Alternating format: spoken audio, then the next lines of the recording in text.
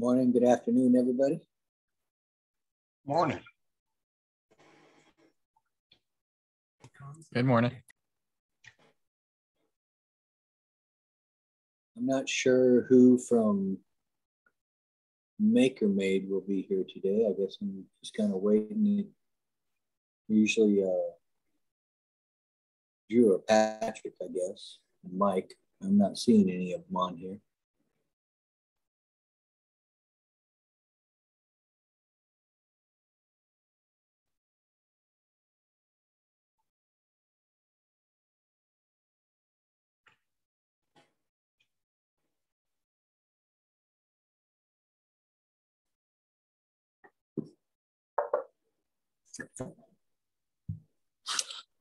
So does anybody, I guess we could start. Anybody have any questions or anything that they want to talk about? Any issues with their system?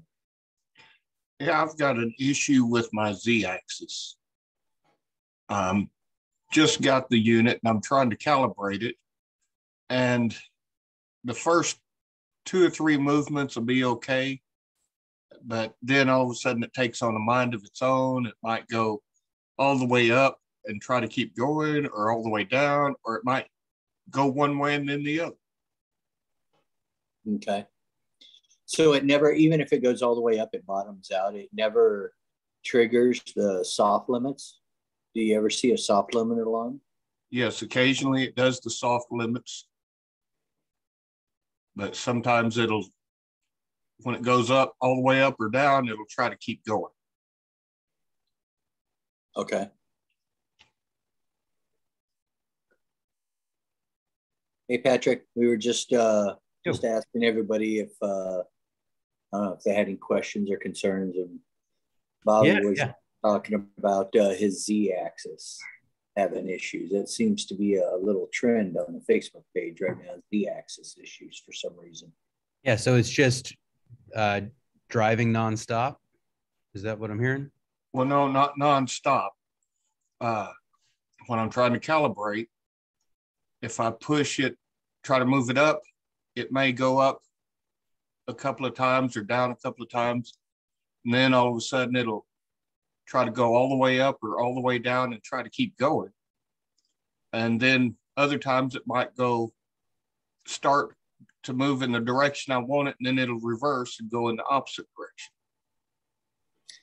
So I got a question for you, Bobby. Whenever you enter the data, so you're supposed to take a measurement, right? And then you move your Z-axis, let's say 5 millimeters or 10 millimeters. When you move it that far and you go to take the next measurement to see how far it moves, are you entering that data, that actual move, whatever the new measurement is? You take the first measurement, subtract it from the next one, and it'll tell you how far it actually moved. You're taking that number, entering it into that box, and accepting the limit, right? Every time? Yes. But the measurements are never the same. I can't get it to calibrate. And you checked your cables to make sure everything is plugged in all the way. You unplugged and replugged them in, pressed them in to make sure they're firmly seated. Several times.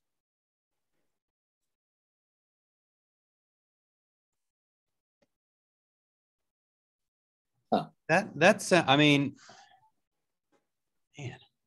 I mean, the fact that they go opposite they'll go one direction and then back the other way tells me that that's almost always a connection issue, whether it's the motor cable or the DO board itself. Yeah. I mean, do you have is there any chance that you've got internet connection that you can go out and show us the? Well, not right now. My shop is like 10 miles away. Oh, you want to put it over there right now? Yeah, that's an interesting one. I'm not sure about that. Have you reached out to support on this one? Yeah, they told me to take a short video of what it's doing and send it to them. But I haven't been able to get to the shop in the past couple of days. Mm-hmm. So I'm going to wait till Saturday and do that. Okay. Yeah. Yeah. I mean, it's so interesting. I've I've definitely heard some folks talking about these types of challenges, but it's hard sometimes for us to get a beat on the specific issue because I can't find a way to replicate it. You know, anytime I have issues with my Z, it's like it's a motor, it's a cable seating issue, or oh, you know, the one other thing that it could be though, how's your cable management look? It's great. I mean, I've zip tied everything where there's no tension on the cables. But do you have wires zip tied together? Yes. Okay. First step, try calibrating after you separate those wires. Separate your Z-axis wire from any others, particularly your USB cable. Make them as far apart as you can get them, and then see if it still has the same issues. It could be that USB is getting those two wires together or creating an interruption in the feed. My Z-axis isn't zip tied to the USB cable. It's zip tied to the Y-axis. It's zip tied to the Y. Well, regardless, first step, make sure all of your motor cables aren't touching any other cables. Okay. Give that a go. If it doesn't clear the problem, because that's the one way I've been able to replicate this kind of issue without needing like a cable warranty part sent or something like that. Because again, if you were just telling me it was going one direction, then I'd say, okay, we've got an issue with number of steps, or you need to invert your Z-axis or something. But because it's going up and down, and it sounds like it's just the information is not coming through as you would expect it to. Right. There's a disruption. So the reality is, I don't think that there's a lot of shielding in these wires. When I look at these wires, hold on. That's exactly right. Yeah. After I try to calibrate a few times, it just stops altogether, and I have to keep hitting reset. Yeah. Whenever I look at these wires, there isn't a lot of shielding in these wires. So if I have two of these wires that are close together up at the top by the box or anywhere along my frame, you hear the whine, right? When you first plug this in, you hear that whining noise. All the motors are whining, right? Yes. These wires are constantly getting a signal from the do board and then back to the do board, telling it where it is in position in the board. That's how the software knows my sled is here, here, here, wherever. So even though you're not moving that Y-axis or that Z-axis or the X-axis, there's still a lot of power and signals going through these lines, every one of them, all the time.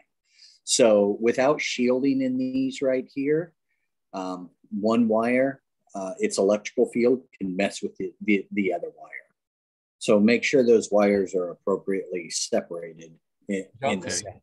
100%. John, especially the 110 cord that goes into the side of your do, that has the biggest attenuation field all the way along its axis, all the way along the cable.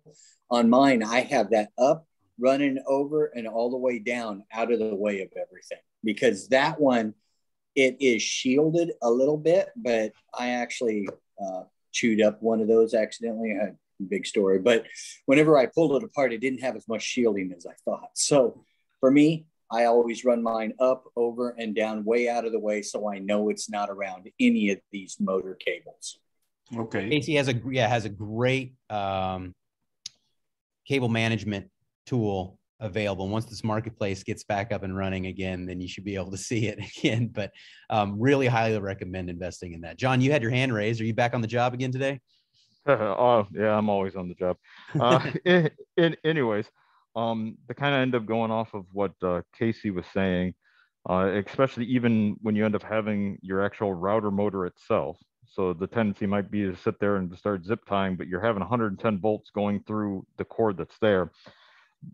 It brings up a question, because I mean, you do end up having interference, you know, with the fields that are coming off of other ones. Would, I mean, not only this group, but I mean, I also have follow other groups when it comes to various different things. And it seems to be a problem that is common to a lot of CNC type setups.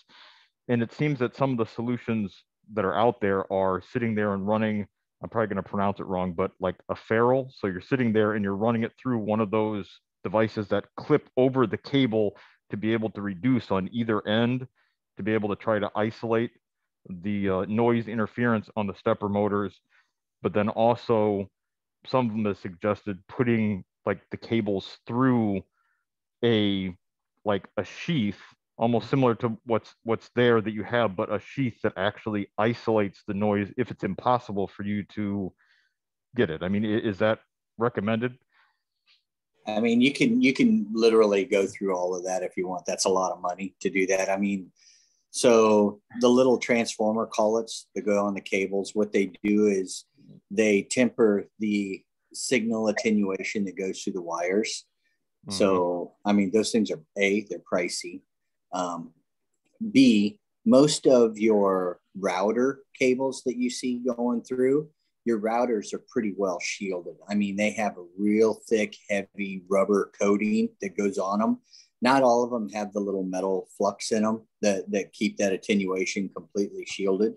But I can tell you, I run my 2.2 horsepower motor with my Z-axis cable zip tied directly to it all the way up the line, and nothing ever happens. But well, see, I haven't had any problems with it either. I just noticed that I hear some people end up having issues and problems. So I'm just trying to think, and it's not limited to just us. It seems to, I mean, you sit there, and I'm also on the easel group just because I use the software.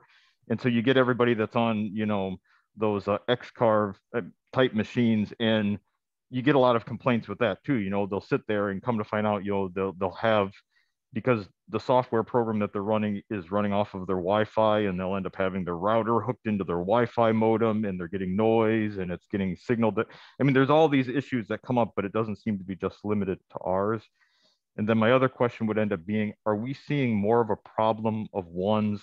Because this is a question that I asked Chris privately the other day, was, are we seeing that we're getting more people that are having issues on a Windows-based machine over as opposed to people that are running, because as far as I know, the software program is tested, modeled, and built on Mac and Linux. So, I mean, it's built and it's tested on a Pi or a Mac base. And it seems those, I seem to find very few people that I can see that come across that have, and maybe Casey and Patrick, you guys might know that more than I do, but it seems that the majority of people that are having it are Windows. And if there's a Windows update, I mean, could these be causing communication errors? Just a curiosity. Well, that was the post that I posted last weekend. Exactly. I mean, yeah, exactly. But the reality is I think there's two cables. Number one, it's the motor cables. They constantly have an attenuating signal running through them. And then one of the most important cables there is your USB cable. That's one of the most important ones, because any cables that you have that USB cable connected to, that thing is highly susceptible. I don't care what USB, it's not just the one for MakerMade either, but whatever cable you have, you should not let that USB touch or be zip tied or anything to any other cables in the system. So here I can show you this real quick, folks. I mean, I have the MakerMade system over there. Then I also have gantry CNCs. It doesn't matter which system it is. You don't let that USB sit in a bundle with any other wires. That's just wiring 101. The signals that come from your computer through that USB over to any of these motor drivers or the control boards, you're talking about microamps. It doesn't take much to mess up a microamp signal, right? We're not talking about 50 amps or 20 amps from a large motor control.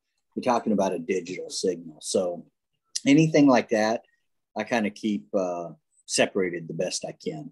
You can't always keep them 100% separated, but hey, you know, do the best you can. Just route and move things around as best you can. That's all I can say. So Bob, with your issue, I would think that you might want to separate your X, Y, and Z cables and make sure your USB cable is not around any of those three. Run it out off the back, down, around the floor, whatever you got to do. Just make sure you keep them all separate. Yeah, my so reason I'm thought about this was my wife had the same issue. She uses the M2 for a lot of things she did with her small business for a while. So she was cutting out foam, and cuts were going great, calibration was great, and then all of a sudden that Z would just get a mind of its own, and then it would just go all over the place, and she kept getting frustrated. And I was trying to, collaborate via text with her on it because I wasn't around. And finally, I came into the shop. I was like, "Oh, let's take a look at it." And I don't know if y'all seen Christmas Vacation, where Clark Griswold picks up the knot of Christmas lights, right? But it was kind of like that, and it was just this bundle of cords. And I was like, "Okay, well, let's untangle this," and never had the problem again. So I think we might have at least a first step, and if that doesn't solve it for you, Bobby, then obviously record it for the support team. Mike or Joel will absolutely be able to figure out what the solution is. If that's not it, we'll figure out, and we might go down the warranty path, but we'll get it solved for you. All right, I appreciate it. Yeah, I'd like to add one. I think Don was trying to ask a question there a little bit. Yeah, I wasn't actually going to ask. I'm a broadcast engineer, and trust me that not all cables are created equally. And the deal is so when you're using a USB cable, essentially it's just a bunch of wires jammed into a sheath.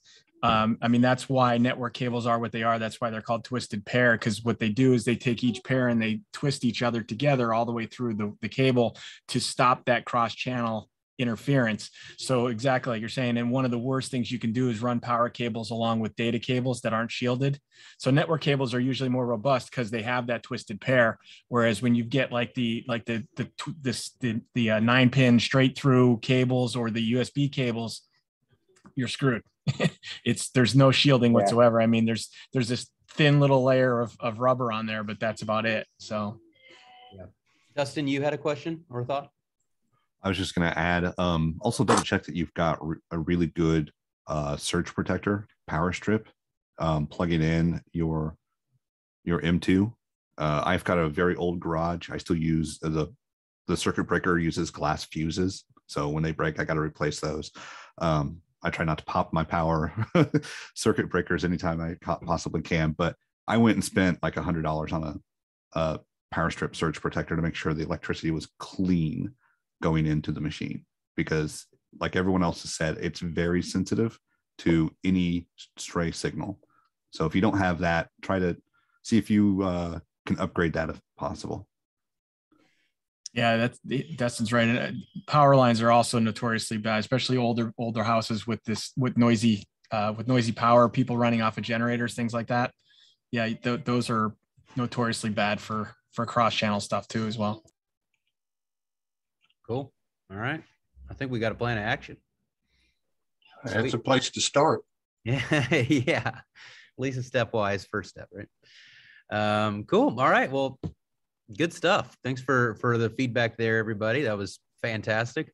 Any other just general issues today, and we can start getting into what we're working on. Other challenges. Anybody who's first time today? I'm not seeing anybody. I think everybody's been here before. No, this is my first time. Oh, Bobby, this is your first? Yeah. Okay. Well, welcome. When did you get your kit? I got it for Christmas. Right on. Yeah, can't you tell he still has the 2 Christmas trees up? Yeah. Oh, you should see the rest of my house. My wife was just telling me she needs to take it all down. Yeah. I do have another question.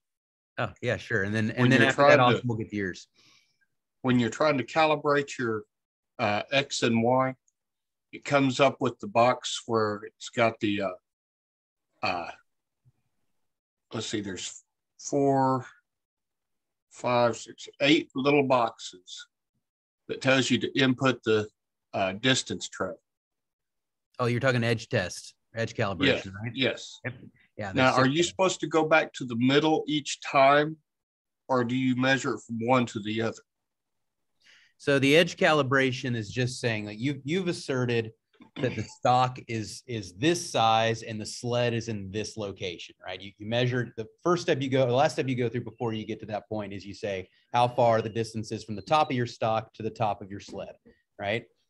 So then the system should, in theory, understand where everything is, its own scale and everything. And then from there, you're essentially just trying to confirm its assumptions or presumptions are true.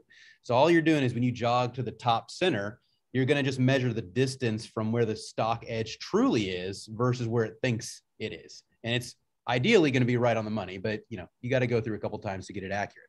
But you're not measuring from one point to another. You're just measuring how far the edge of the sled is at its closest point from the edge of the stock. Does that make sense? Yeah. Okay. There are 4 boxes on the outer corners that aren't labeled. Are those for anything? Yeah, it's for the top or bottom of the sled and the side. Remember, your sled's round. As it moves to a corner, it can be measured from 2 sides. Mm-hmm. If it's down in the bottom, it can be measured by one side and the bottom of the sled. If it's up in the top corner, it can be measured on the top and one of the sides. Let's do what I like to do is I'll start in the center, of course, and I'll tell it to move up to the top center. And I let it move up there, and I take a pencil and I put it right next to the edge of the sled, and I make a little mark. And then I just tell it to go ahead and move around the board. Then I'll go back and I'll take a set of calipers and I'll measure from the edge of the board to that mark. And I'll go through and I'll put in all my parameters, and then I'll tell it to calculate. Yeah, and it'll tell me what my new accuracy is. Calipers are a great idea for this process. So I'm going to just flip my computer around so you can see it here. So this is the new laser only module, but let's assume, right, Bobby, that we're jogging it around. We're doing our edge calibration on this frame. So this would be, the sled would move all the way over to this corner, right? And the question is, how far is it from, is this very outside edge right here, the furthest point of the circle, how close is it to this line? And how close is the top of it to this line, right? If it's over, it's actually a negative number. If it's under, it's a positive number, right? But that's all you're doing. And so you're right. There's 2 here, 1 here, 2, 2, 1, and 2 right there. But it's just saying, like, I think I'm 0 millimeters away from the side and 0 millimeters away from the top. Am I? And you say, no, you're off by 3 here and -2 over there. And then it takes those and it understands, and it can give you actually feedback to say, hey, based on the numbers you just input, it looks like you have a clockwise skew of 4 millimeters, right? And so you can then go back and go, oh, my frame is slightly not accurate. Let me make a couple tweaks, and then it's likely to get you even more accurate after that. Make sense? All right. Yeah. Cool. All right, Austin. What's up? Hey, so I have a question regarding MakerVerse. Mm-hmm. So I opened it up. So I noticed on Facebook, you guys posted that I guess you're working through like MakerVerse 1.13. Is that correct? That's the current. Yeah, that's the current live. Okay. So when I open up, so I haven't updated MakerVerse.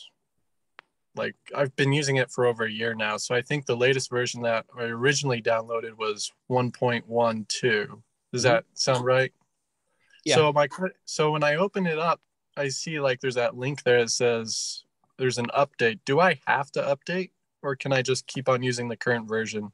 I mean, if you like it and it's doing what you need, the 1.113 versus 1.2, it has a couple advantages. So like, I think that's the 1.3 is where we actually implement the laser module. So if you don't have a laser, it's not a huge deal. So it's doing 2 things. It's made to be a little bit less glitchy. But again, if you're fine with 1.2, then no worries for you, right? And then adding laser module. So if you don't have a laser and you don't have any trouble with it, keep going. Okay. So, and then if I do decide to update, would I have to redo calibration for my M2 then? Is that right, Casey? I don't remember. Okay. Yeah. Originally, they say you don't have to. It'll save the calibration settings and move it over. But you need to recalibrate. Okay. All right. Because whenever you move to the new software, it's going to save your workspace. But yeah, I go ahead and recalibrate anyway. But the biggest thing, the difference between the two is the 1.12 and the 1.13. is the 113 has the laser module added into it. So on the side, when you look down at all the, what do they call them? The gadgets that you can add in. One is a camera, one is something else, right? With 113, there's the laser. So you can actually turn the laser on and off and test it. 112 doesn't have that. So if you don't have if you don't have a laser, I'll be honest with you, I'd just keep with what's working for you. Why? You don't need the upgrade. All right. Well, that's good to know. And I guess the reason I brought up the question was, so like last night I was cutting, and this might be related to what we've talked about earlier with the cables, but like during my cut, all of a sudden, it just stopped. And I go over to my computer and I look at the MakerVerse, and it looks like it completely closed out. It's not even, connected to the computer anymore. How it normally, like, you can click open or close the machine, and it just completely, like, it's just blank. Even like the G code I uploaded wasn't even there anymore. So I do have my USB cable running down next to the Z cable, so I will change that based off of what you guys talked about earlier. But I was just curious if there was any feedback of why that might have happened. The only thing I can think about was like maybe my computer settings powered down my USB to save power. And so Okay. So just my 2 cents on that. Number one, if your computer, you have 2 settings on your computer. One is sleep, of course, right? And then one is just letting the screen go to sleep, and then you get a screensaver on there, right? But it's not truly asleep. When Windows or Mac, when your screen itself goes to sleep, it goes into power saving mode. So any power that's going out, it's going to look at USBs, it's going to look at everything, and it's going to either shut the power down because it's saying your screen's asleep, you're not using anything, guaranteed you're not doing anything, right? And that's just a logical assumption. If you're not using the screen, what would you be using with the USB, right? So that's the thought. And the other side is MakerVerse stops communicating to the Arduino when your system goes to sleep. Okay. Because your computer's no longer running. So I have seen that myself with both a Mac and a Windows. If you're running it and your computer goes to sleep, or everything stops and it goes to sleep, when you click your mouse pad or whatever, and everything comes back up, your screen is blank.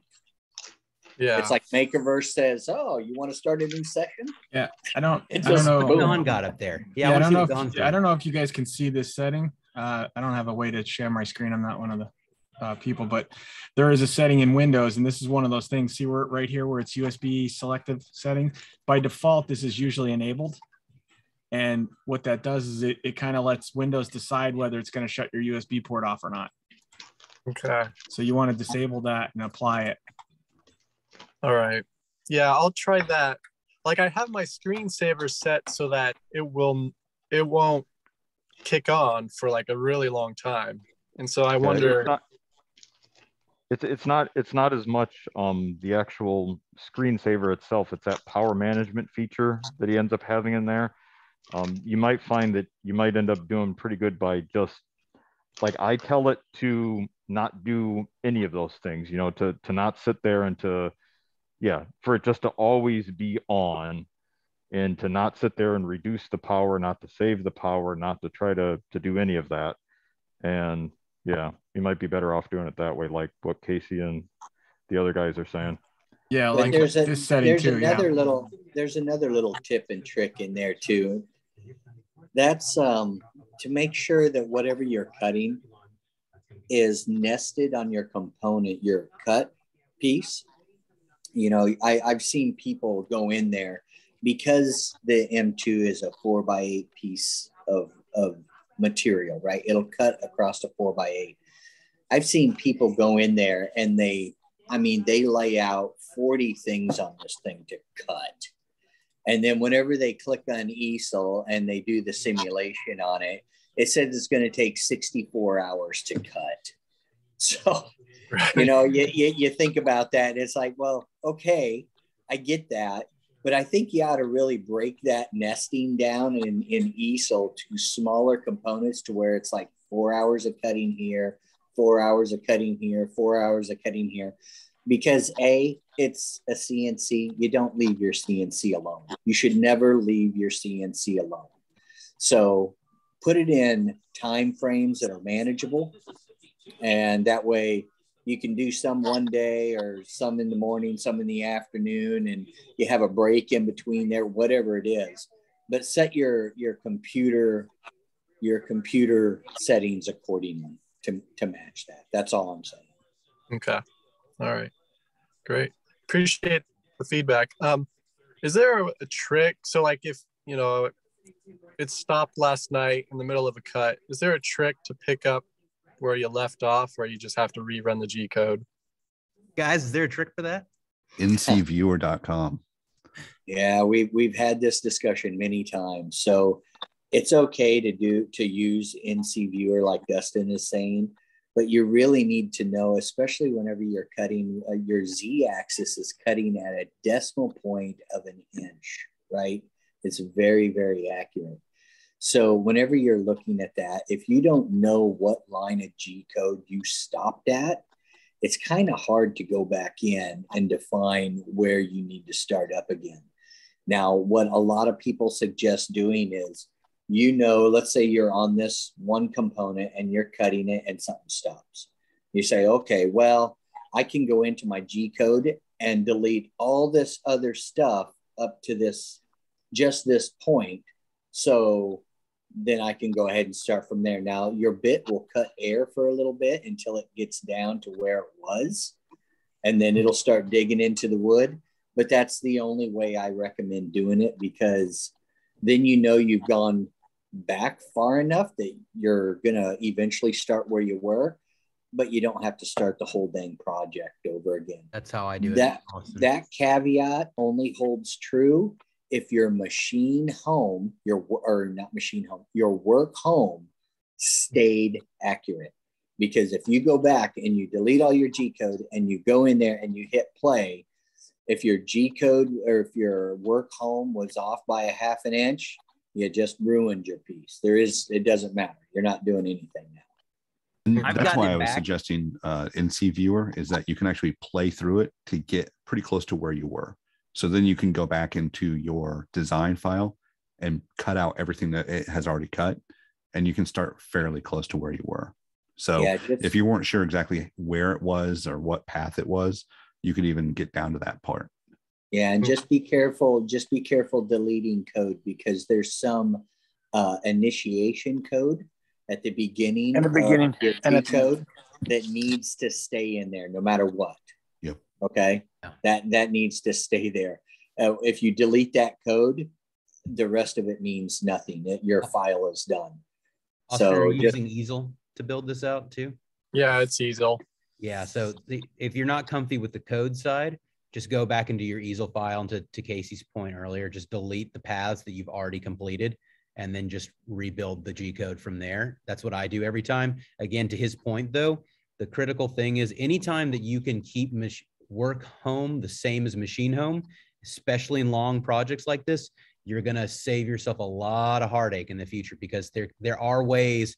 Again, we're working on updates for MakerVerse to remove some of these issues and kind of glitchiness, but like there are ways that the work home can get lost. And then to Casey's point, good luck refinding that to be perfectly aligned. I've done it, but it took me I mean, I've stood next to my machine when it's getting ready to start the next cut, and I just like pause immediately to restart it and go try and find it again. And like, so sometimes what I'll do if I create a work home, the first thing I'll do is I'll zero out my bit, right? And then I'll flip on my routers, and it's, right above the work surface. And then I just press on my router head just a hair, and it creates that little circle so that I've got my work's location locked. Again, for long projects like that, where you have to offset potentially for some reason, it's always good to have an analog reminder of where you need to go. Yeah, and Okay. Austin, what we're saying about how to rewrite the G code in easel. So just for an example, let's say you have your drawing in easel that you had previously used, right? You have that. If let's say it has 5 parts on there, you cut 3 of them and you were on number 4 and something happened. This is Don. What you could do is just go into easel, delete those original 3, the first 3, and then just resave that exact file. Don't move anything. Don't anything. Just resave that file, save that G code, and load that into MakerVerse. And what it'll do is it'll go back. Your original work home should have saved. That would still be the work home. But what it'll do is it'll go back to the first part of that cut of that one where it stopped, and it'll start from there. And like I said, you might have 5 or 10 minutes where it's cutting air, but eventually it'll get to where you lost it, right? And it'll continue on for you. That's what I do. I don't try to go back to my exact line of G code where it stopped. That's not feasible. You're going to have to cut air for a little bit, but hey, 5 minutes of cutting air is better than 3 hours of cutting air, right? Right. All right, cool. Well, thank you so much, you guys. Yeah, and I was just going to add real fast. One of the pieces I have to my workflow, go through a checklist when I get started. Always take a screenshot of my work position. Yep, that's exactly what I do. I have that saved. Yeah, camera pictures. Yep, I either take a picture with my phone or I take a quick screenshot and save it onto my computer itself. Also, great call. Another idea that I've heard that some have been doing is if you end up having, well, it's free software, but OBS, if you sit there and if you do a screen record of your screen, so OBS is Open Broadcast System, and if you integrate that in, sometimes you would use OBS with that camera feature that you guys have for your software, so you can have it mounted. So if you have the camera mounted, or a camera, any camera mounted, watching your workpiece, and you're also in MakerVerse, you could be screen recording. And so when OBS saves, it saves as a real-time file. So any hiccup, you can make it so it'll actually close the file, and even if because it's meant for streaming, and you can have a visual recording. So the moment that it sits there and whatever your part fails, you can see on the screen exactly what line of code it was processing at the same time. I've heard a couple of people doing that, and I'm eventually wanting to do that once I finish doing my rebuild. But it seems like a logical process that you could have a visual record, and like they said, if you did get handy enough to want to end up editing your G code, that you would know exactly where it would fail at. Cool. Yep. And just a friendly reminder on that that camera that we have on the website, that is designed by Rui from the community. 10% of every sale goes back to him. So it's a community designed and community profiting product too, which we're really proud of. Cool. All right. Well, Lauren, what's up, man? Oh, not much. Yeah. You know, Lauren, now I want some damn Doritos. Thank you very much. I couldn't help it. This is my lunch time, and I was like, I got a few minutes. I'm going to grab some lunch. Usually I end up eating lunch late in the afternoon because I work right through it, but I'll Lauren, take some time. How did, I don't know if I ever heard, you might have mentioned it on one of the calls I wasn't on, but how did your all's holiday season with all those hundreds of thousands of paw prints and things that you had to cut out? I know you were slammed with orders. How did that, without details, but like, was it? I have to go back. I never did the exact number of how many it was. I know we did 3 different shows. Each one of the shows, we came very close to selling out. I mean, I see there's still some around the house, but each one of the shows, just for the shows, this isn't the orders. I made in the range of about 100 per show. And then my wife would make some other cloth ones and stuff like that. So we usually sold 75 to 80% of those. And then I'm guessing we made close to it. If I was to guess accurate, about a little over 1,000, I think, was our final number. She's still getting tax documents and everything squared away. But that was our big piece. Yeah. It's kind of funny because, you know, we were talking, as Casey was saying, like when you need to recalibrate, like we all run into situations where electricity drops off. Like I had that happen. Mhm. Holy shit. Is that Drew? Holy crap. Is he on? He Haven't lives. seen- Oh God. He's got a Zamboni. But yeah, so we had moments, and it's funny because like some people freak out about it, and you learn to just to deal with it and roll with it. Where I had electricity cut out, stop mid cut. But I also found that, like, I can't tell you how many times, because we've talked about it before, I accidentally canceled or something and lost home. But I ended up copying and saving my calibration. And as long as I went back to my marked point on my chains and ensured vertical point, I didn't have to do a full calibration. Like I did it several times where I did a test cut, but then I'd go back and I could compare one ornament to another, and they'd be exactly the same. You know what you can do, Lauren, since you're on the military base a lot of times. So one thing I've got that I picked up a lot of time from the military surplus, they'll throw away the 2 and 4U UPS rack mount battery backups. So the regular home rack mount ones don't do well with routers and all that, but you can get it for like $40. You can get one, and you can get the batteries for dirt cheap for them. And you can run, I've been able to run a Maslow off a 2U UPS I have for 2 hours before the power came back on. It didn't even take a glitch. But it won't punch that router, will it? Will it push Yeah. the Oh, router? yeah. Yeah. You want a rack mount one because they're designed to run servers. So they'll run that router like butter. Huh. You don't want like a home one. You want like the 2U ones, which if you buy them new, they're thousands of dollars. If you buy them surplus, I've bought so many. In fact, I've had so many given to me that the batteries are bad on them, and I spent $150 on new batteries for them because they're just the regular old UPS batteries. You just snap into them. Yeah, I've seen them. I didn't even consider it. I didn't think they would push a router.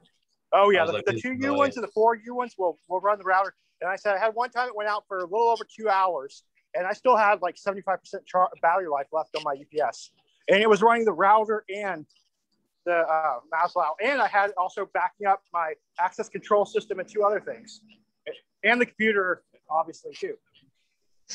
Yeah.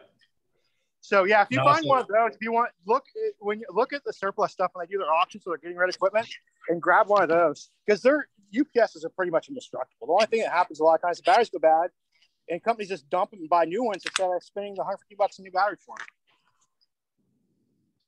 Yeah, I'm gonna double check into those because I know they're around here. I just haven't. I've never used them. I've seen them. Didn't think anything of it. Yeah, if you get one, or if you see one or get one, just call me. Then I'll explain it to you. But it's super easy. And yeah, they'll run a router without a problem because they're designed to run 50, 60 amps of servers. And if you just happen to find one around, you know, that you don't need, you can send one my way. The downside is they weigh about 300 pounds. Yeah, I was gonna say you're not shipping one. Trust me. Yeah, even if you take the batteries out, they're still heavy. Yeah. But yeah, so I'm still running the numbers, Pat. I really got to see, you know, where we finally sit. I know I'm excited for the new year. I just got told I was moving to Florida in May. Whoa. So Florida. Yeah. Dang. So I've got to build a whole new shop, get a whole new setup altogether. I got super excited because we found a house with a 4-car garage. That was exciting. Heck yeah. Yes. Yeah, it was, but it wasn't like side by side. It was 2 and 2, front and back. And I was like, that's perfect. Yeah. So we're looking at different options. The problem is houses in Florida cost about twice as much as they do here in Georgia. Yeah. And I'm like, I don't know if I'm prepared to spend $700,000 on a house. Woo. It is rough. Well, I finally got a big building. I'll have to show you. I just finished building a new 14 by 16 foot steel building out back, and then doing some decking on it. And I got the other building leased out because it was just killing me. Yeah. So you had so much space there, Drew. Like it's yeah, great. but it was $18,000 a month, utilities, everything. It was killing me.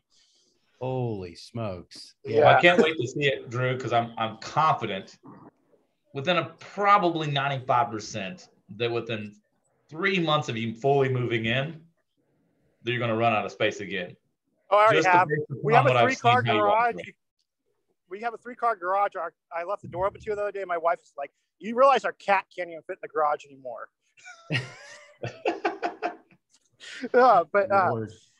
Hey, if you go down to Home Depot. I got the 14 by 16 foot steel building for $5.99. And so if you end up not getting that garage, and then you can always just abandon it later on. Instead of paying a ton of money to have a garage, do that and then just ditch it when you're done and for $600. You know what I mean? I just like how you're like, just ditch it. It'll be okay. Just dump it. Oh, trust me. I had one I built in the shop out back in my welding shed, and I went to take it apart. I was like, screw this. I'll just pay $600 for a new one versus trying to take that damn thing apart and move it. Yeah. But yeah, so I'm excited to try new things. I'm refining my dust collection, all that kind of stuff. I am starting some new stuff where like we're doing some custom, basically doing the backing and custom design of like wine racks and things like that, as well as some leaner signs. Nice. If you haven't done it before, you can buy a lot of brackets online that cost $3, $4, $5, $6 a bracket. Mm-hmm. Or you can go to Home Depot or Lowe's and buy aluminum bar stock and just bend it. That's where I'm at right now. So we're doing a lot of custom stuff. If you haven't done it, it's actually pretty simple, because at first my wife was going to spend an obscene amount of money to build this kind of custom wine rack where the bottles sit sideways, and it was like $6 a bracket. And I was like, this is insane. Yeah. So you know what they have? If you're building bar, they have a really nice bar bender. It actually works really well at Harbor Freight. I bought one of those. It's really good. And then on Amazon, I bought a propane furnace, like a 2-inch furnace that you can put pipes through and stuff. And if you're gonna start doing those, look, the furnace was only like $200 on Amazon. I think the pipe bender was only like $140. It's not like the handheld bender, it's the one that you can do different sections, and you can do it all kinds of different ways. You have a little rod that you do it. It's really cool. The other thing, as I saw, just a heads up to other hobbyists out there, is we got a really good deal, like $50 for a 6-gallon pancake compressor. What? It was at one of the tool stores online. They knocked it down to like 40% cost, because it's normally like 120, I think it is, something like that. What's the volume on it? Anyway, it's just a little rigid pancake compressor, but I was like, man, I know they're not designed for painting, but what happens if I do? So I went and picked up a little Harbor Freight sprayer. Yeah, it only paints for about a minute before it dips below 125. Right. But the small painter, like most of the projects we're doing, you're done in about a minute. So if you're doing small projects, keep their small sprayer. Works fine. I highly recommend it, because I mean, for the most part, because it'll tell you don't do it. But then I also looked up, you can go buy a $50 tank or a $40 tank. And I actually found a couple of them for like $10, $15. And you can tie in a second tank, and it'll give you about 3 to 4 minutes of spray time. Yes, it takes a little long to fill up, but it's a great, as a hobbyist, it's a great way to go. They do the slide hockey. Whoa, nice. Yeah, so cool.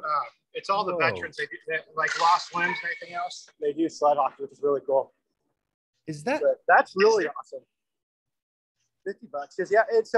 How many gallons? It's just 50 gallons? No, it's just I found another, it's basically a 10-gallon tank attached to my 6-gallon tank, pancake compressor. And it gives it tons of play time. I mean, tons of spray time. So it's just, a lot of people would never buy a pancake compressor for spraying, but it actually does fine. My compressor is my wife's bane right now. So I have our 300-gallon, 240, 8-foot tall compressor in our dining room. Yeah, most of us don't walk around with 300-gallon compressors now, because I didn't have anywhere else to put it. And so, but yeah, it's just like, it's not hooked up or anything. I just have it like set there in the dining room because I didn't know where else to put it. I didn't want to leave it outside.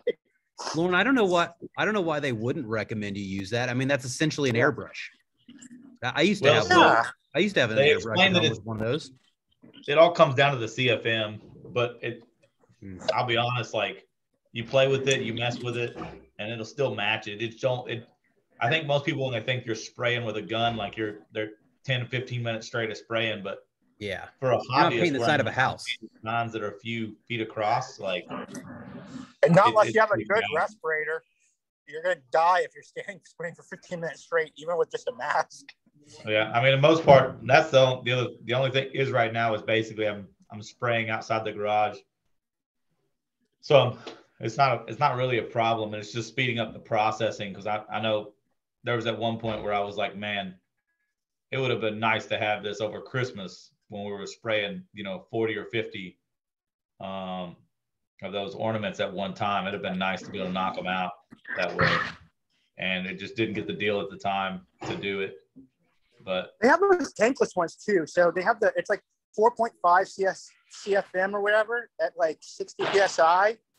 And they're tankless ones that just constantly go. So the tankless ones are nice. I have one. You're breaking up, Drew. What do you think of it? So I have one that's never used it. I don't know. I've used tankless ones. The issue with tankless ones is almost all of them are high volume, low pressure. And you have to thin everything. But if you get a decent sprayer on a compressor, you don't always have to thin it. So I'm spraying lacquer and stuff like that, not even thinned at all. Dump it straight in and spray. Wow. What PSI are you doing in that? 40. Wow. I can go up to 45 or 50. That's not bad. But that's what I'm saying. That's where I'm just as a community. That's why I was putting it out there. Like, yeah, that's really cool. Most of us are not spraying down massive walls or anything like that. We're spraying small pieces of furniture, things like that. And I even did it at a run, like even at a straight spray. Once it dips below 125, the compressor can keep up with the gun. So even I sprayed for like at one point just for funsies with water, and it sprayed for over 5 minutes and dipped below 100 pounds PSI. So just something for the team to think about. That's really cool. I got another question here. Yeah. When I'm trying to calibrate my chains, it says that you have to have a sprocket tooth at the 12 o'clock position on both motors. Now, what if they're not both at 12 o'clock? Is there a way to step one side and not the other? So look at it like this, right? You see the screen? Look at it like an X. You're going to bump the top right to move the right sprocket up, and the bottom left to move the right sprocket to the right. Does that make sense? But you're only going to move the diagonal pieces or the diagonal arrows.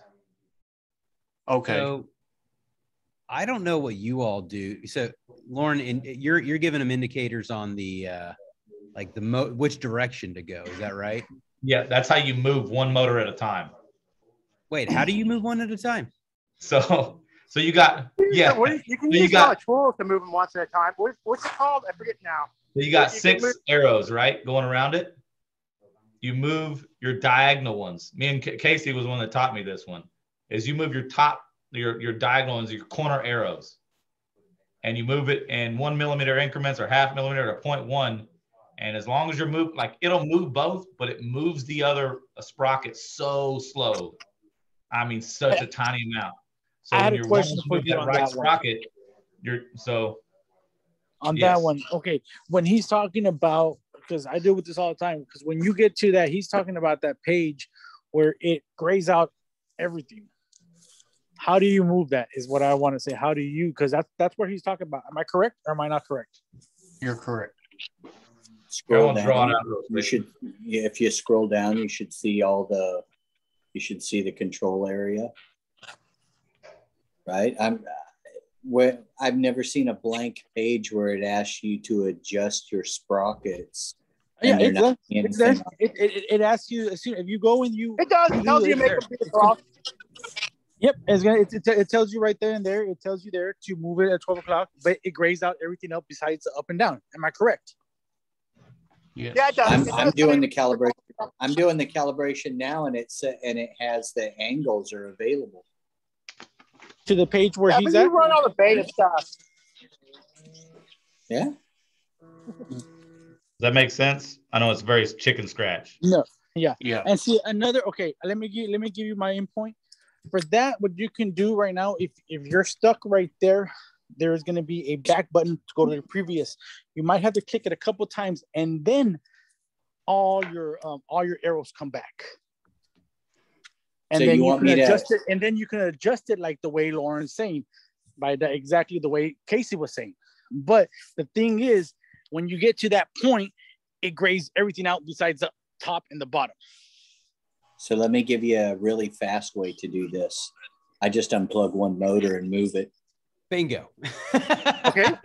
I was just waiting for somebody to say it. I've done that numerous times, and it moves it back. You gotta close the comm and then open it back. Oh, see, I didn't do that, but yeah, that's so. But so what's more easier? Why do you have to go and plug the motor when you can just press back, and then move it? It's just your preference. You go back 2 screens. We're just giving the guy options. We're just giving the guy options on how he wants to do it. I mean, you can either hit one way to do it and adjust it to where you want. Everyone else is wrong. Or for me, I adjust it before. For me, I adjust it to those positions before I even start anything. That's what I do. That's part of my pre-calibration setup. Yeah. I will go ahead and move the chains, get everything. I don't care where the sled is. I'll get everything to where those are there. Then I'll go ahead and start my calibration. This is the frame. Yeah. Sorry. Keep going, Casey. No, but that's what I do. You get 2 of those that are pointing straight up. And if in the middle of your calibration, for some reason, you have to do that, you can either click the back button and you can use the arrows at the top corners. It's usually you'll use your ups, not your downs. But if you don't feel like doing that, then you can just reach over, pull one of the cable motors. So get one motor to where it's straight up.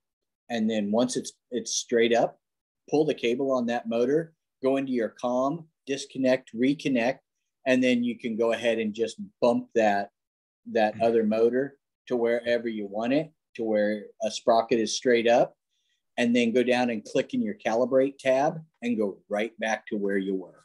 Yeah, because Mike's right. If you don't disconnect your comm, if you just plug that motor back in, then it'll just catch right back up to the other one, and then you'll be right back where you started. So you just keep your level right. That's what I do. And just put it up there one at a time, and then unplug your comm, plug it back in, do the other one, same thing, plug them both in, and then you're at 12 o'clock.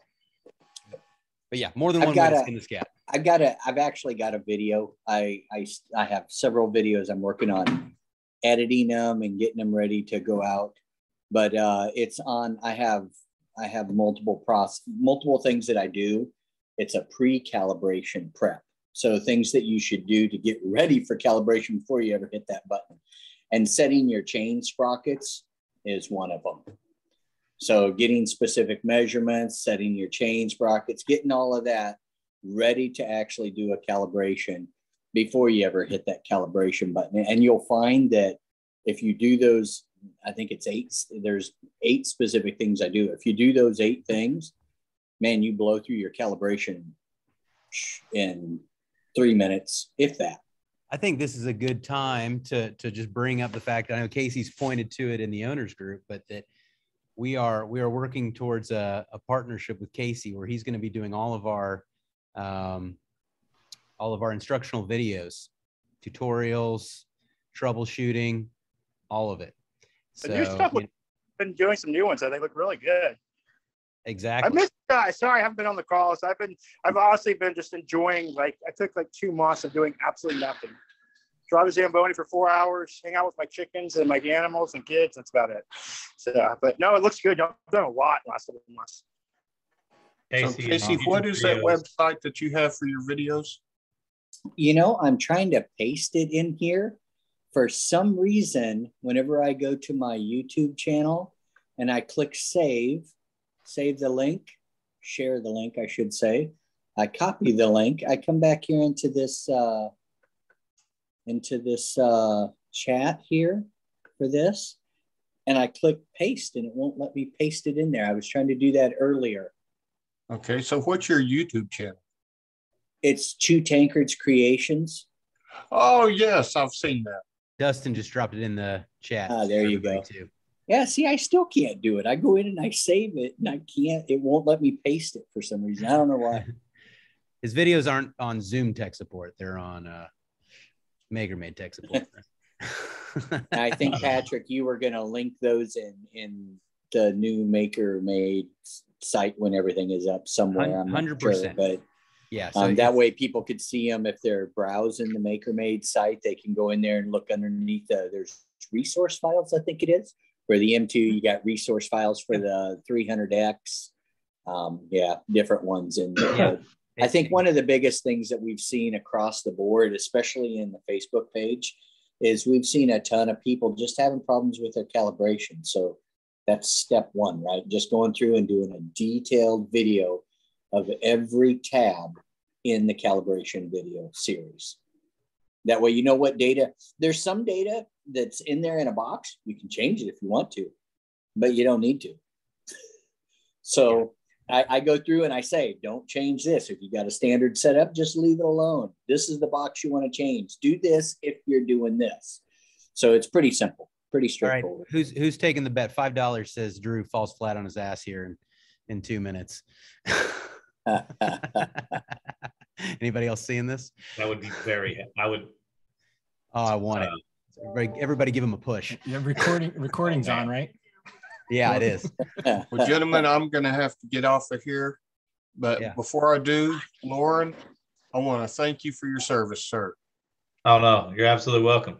Absolutely. I don't know if I could do anything else. Well, I'm not sure yet. They're putting you in Florida. That's almost like going to the Middle East, right?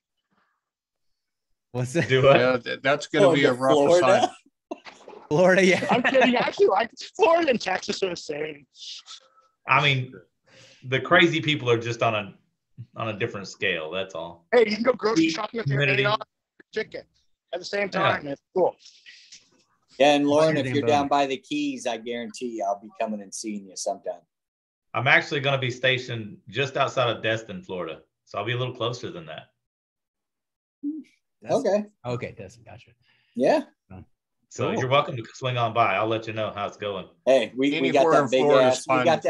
We got that big ass family bus RV. We go down there once every year, or about every other year, and we do a 5-day scuba diving down in the Keys. That's kind of one of our family. Oh, scuba diving is great in the Keys.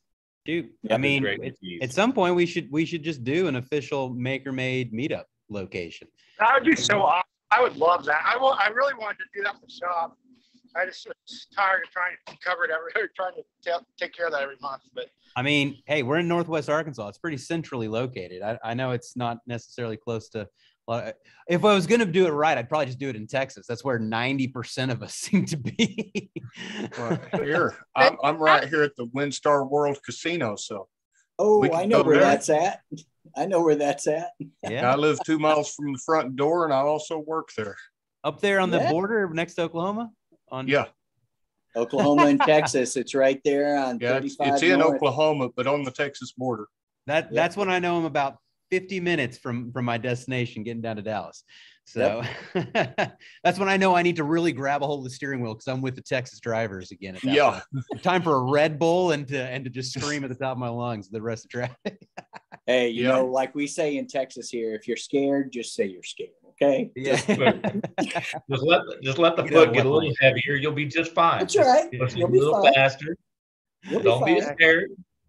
They'll accept you into the pack. Drafting is normal. Yes. How we drive. No, wait a second. Has anybody ever driven in a different country before? Yeah. I know I have. I've driven in South America and several European countries, and it's nothing. I've been to a lot of different states. I've done there. You got to take the rule book and you just got to throw it out, and it's just, I mean, everybody's just, it's every man for himself. Absolutely. I've been jet lagged in the rain in rush hour in a right side drive smart car manual transmission. Well, you ought to try driving in a convoy on the Autobahn, where you're doing 60 mile an hour and everybody's doing 120, 130. Got to go with the flow of traffic, buddy. That's right. That's great. Cool. Well, hey, so I had a couple things I wanted to go through today. Just real quick. First off, just anybody got any interesting projects they're working on today? I'm always asking Dustin about the loom. Always going to be pushing on that one. But otherwise, we got Drew and the Zamboni. But yeah, I haven't had a chance to really get back to it. I posted, I didn't use the M2, but I built a mask holder that mounts on a wall. I put that in the Facebook group so you can check that out.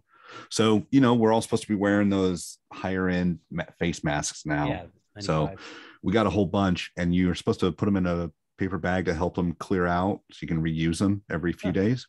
Right. So we just made a weekly set of bags for everybody in my family and just put them on the wall with clothespins, and they just pull down their day bag, pull out their mask, and they can go to school or go to work that way.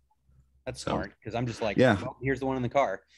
Yeah, so made something nice and put it up on the wall, and it's something that somebody else could probably duplicate and write out names for the family or days of the week if they wanted to. Let's go take a look at that. Yeah, that's really cool. Anybody else making anything fun right now? I'm just trying to get calibrated.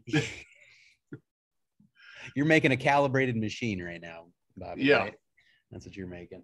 The other question I had is, like, I'm looking at all the economic forecasts, and there's the rumblings again that the service industries are going to really pop off in the summer as Omicron dies down and the like. I'm trying to figure out what projects could we lean into for the summer that are really social forward, or like social interaction as the core. So like one of the big ones that we did before is Bago board for every state in the US, if y'all are familiar with that yard game. But I'm trying to think of other things like that we could make that would be really like help, I don't know, facilitate, you know, coming out, re-socializing again after the winter and after the lockdowns or whatever you want to call it, whatever extent you were into that. Any ideas there? Like deck furniture, of course. I don't know. You can do like a serving plate, or like a drink tray, like a flight of beer for something like that for barbecues or parties like that. Beer cornhole boards. That's the Bago. That's a different. I was going to say, I thought that was what Bago is.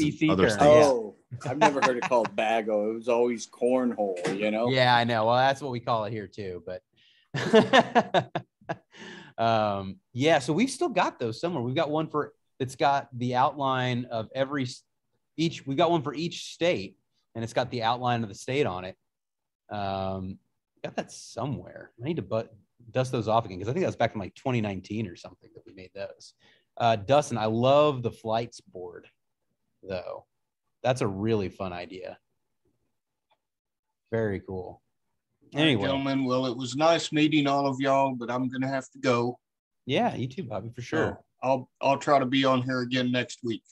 Yeah, give us an update. Know the update if I got anything done. Yep, absolutely. Would love to hear it. All right. Thanks for joining. Thank y'all. Yeah, later. I don't have anything else major to go through, though, y'all. Any other topics for the day? No, just waiting for Casey to get his frame all done and you guys to get the supplies. We have a conference tomorrow with the team and Casey to really start getting all the details hammered out, both on the videos creation as well as the frame side. Again, guys, I know I say it every time, right? But the goal here is to keep dollars in the community, keep it in the family, right? So any chance we have when it's talking about investment in the business, if we can do it within the community, we're going to do it within the community first. You all know more about the product than anybody, so it makes perfect sense anyway. But that's just the way I think we need to do things going forward. But yeah, really excited about that too. Casey, any updates on your end? Yeah, so here's the latest. Actually, I think it's going to be the last revision. It printed well. It took a while, but nice. This is the motor. So the motor goes in here, and it bolts to the extruded aluminum. And this piece right here, you put the chain in there, it comes out the back, and you stick the pin in it. The really nice thing about this is because it's closed, the hole is closed, there's a solid back. As long as we have consistent aluminum, the top beam, as long as it's consistent, you put this on, slide it until it stops and screw it down. Your motor width is now a set number. It'll never change. So you can actually put that in the software. Casey, I'm really curious to see how we can convert that into a full scale top beam in segments.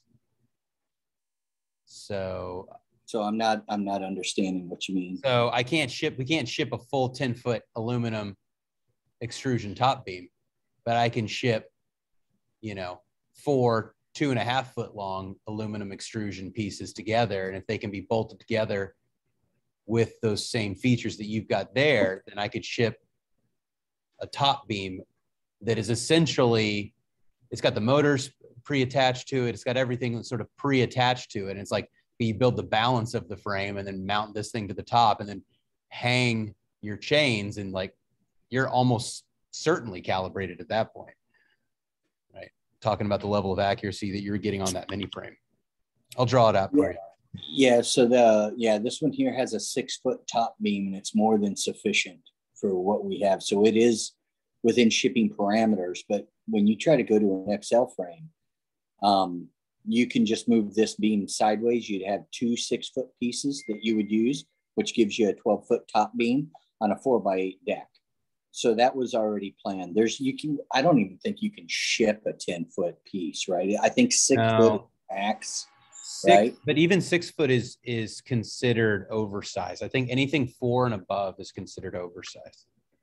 So it does increase shipping expense. So we'll take a look at that too when we're finalizing all this info for the mini frame, of course. Because number one goal. I have some ideas to do that. I'd actually just have to test it because I could actually cut the one I got. Just as long as I got that 4th cross member in there, it could bolt to that. You'd still have but anyway, I mean, actually it could easily be done. It actually could. I'm sitting here thinking about it now. It's easy. It could actually easily be done. And you would only have 2 2-foot sections of the 2060. That would actually be even better. Yeah. That would be very interesting. Can you use this connector to extend? There we go. All right. Now he's and all of this still applies. It's all the same. Nothing else changes except, never mind. Done. Everything stays the same, except you just need 2 2-foot pieces of 2060 for the mini frame, and just 2 2-foot pieces. Yeah, 2 2-foot pieces for an XL too. Yeah, because it's supported by the cross member. Your loads are quadrangular, so they're okay.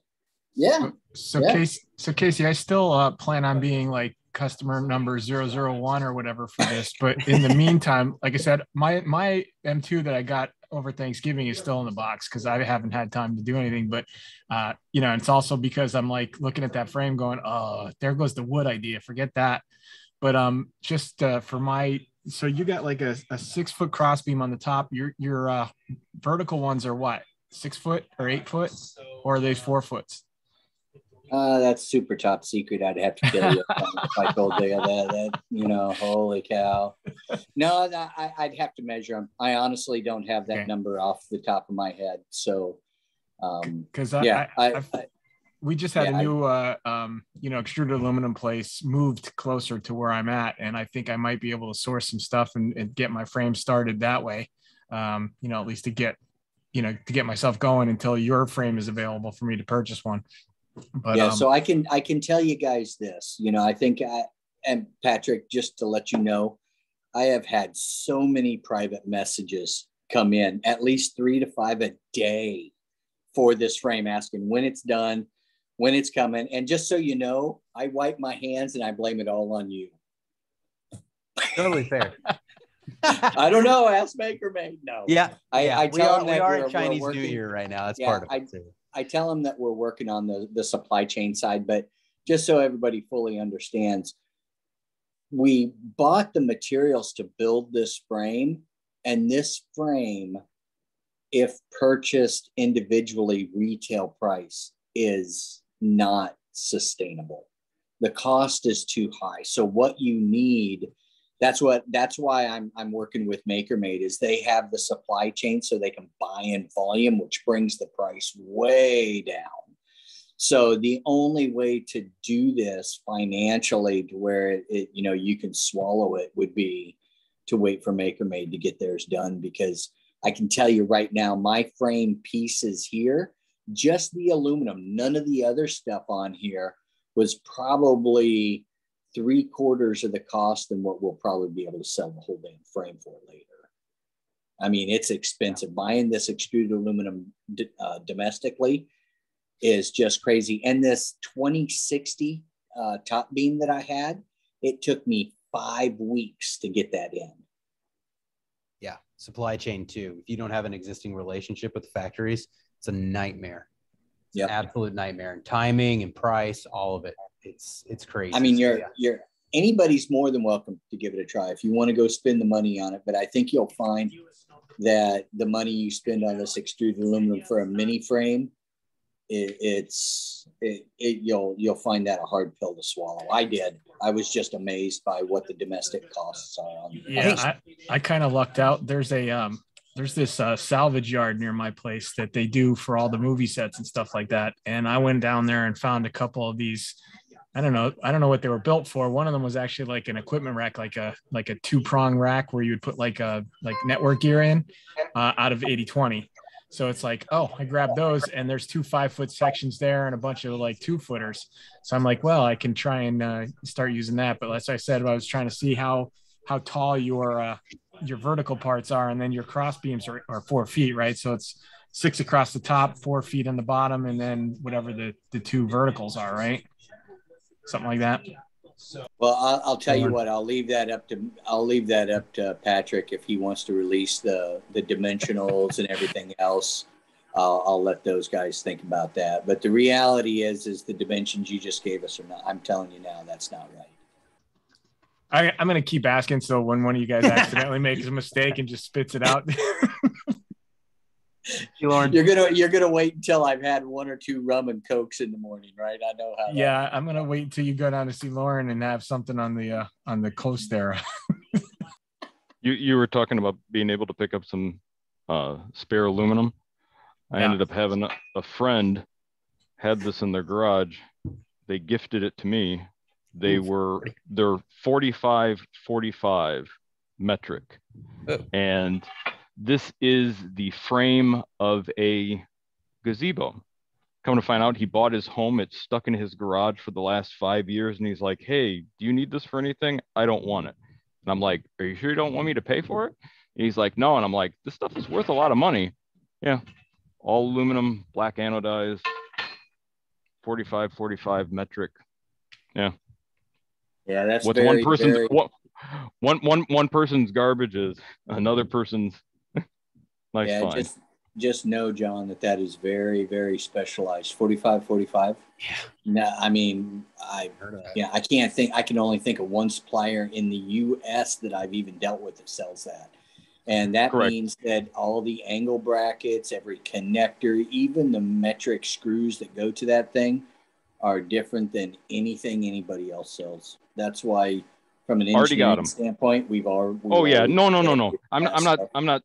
I'm not saying for anybody to do anything with that. I was just saying to be able to have it. But I've already found them because they run off of there's a couple of suppliers because it's just the 45 series 80/20 that they have. So it'll sit there and it'll run the same T-nuts as the as the standard 40. Yep, exactly. Got it. So it'll sit there and still on running. It's just dimensionally here. It's the slot ends up being the same. They do have fewer accessories, but yeah, I found a couple of supply places. I actually already got a box of them. But yeah, there is limited selection. I was just mentioning it from the sake of things that you can find.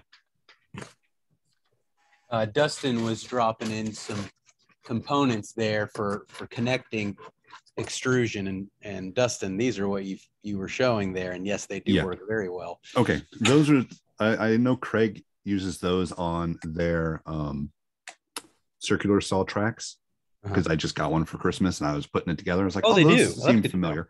Yeah. So I was like, I don't know what the website I used. It was just the first one on the search result that I found. I was like, yeah, I wonder if this would be strong enough, though. I didn't know if you would have to like put them in the top and the bottom groove, or if you had to put them in all four grooves. Yeah, I definitely see. We definitely see that you should put them, if you're really wanting a strong connection. I've typically put them on at least 3 sides. Okay. Yeah, so we've got one. We've got a prototype over here that you guys are somewhat familiar with, but we use it on this one too. And I'll just give you can see a little bit right here. You can see them connected right here, and it creates a really strong. The flex that you're seeing here is down at the bottom, but there's no flex right here at all on it. It has no give whatsoever. So it's pretty nice. And you could also probably tap those too, so that the grub screws drive a little further down. So that would help as well. Cool. All right, y'all. Well, this is great. tnuts.com, great resource. Yes, agreed, John. 100%. That's another good one. T-nuts with a Z at the end, y'all. Sweet. All right. Well, thanks everybody for joining. I'm going to bounce unless there's any other pertinent questions, but yeah, there's been a lot going on this end, a lot more. Like, I've been steeped in financial purgatory for a month and a half, 2 months. And I'm really excited now to be coming out of this and getting back at like actually cutting things again and getting into really the community side. So thanks again, everybody, for joining. Hope to see you all next week, and have a great rest of your week. Thank you. All right, take it easy, everybody. Thanks, everybody. Bye. Bye. Bye, everybody.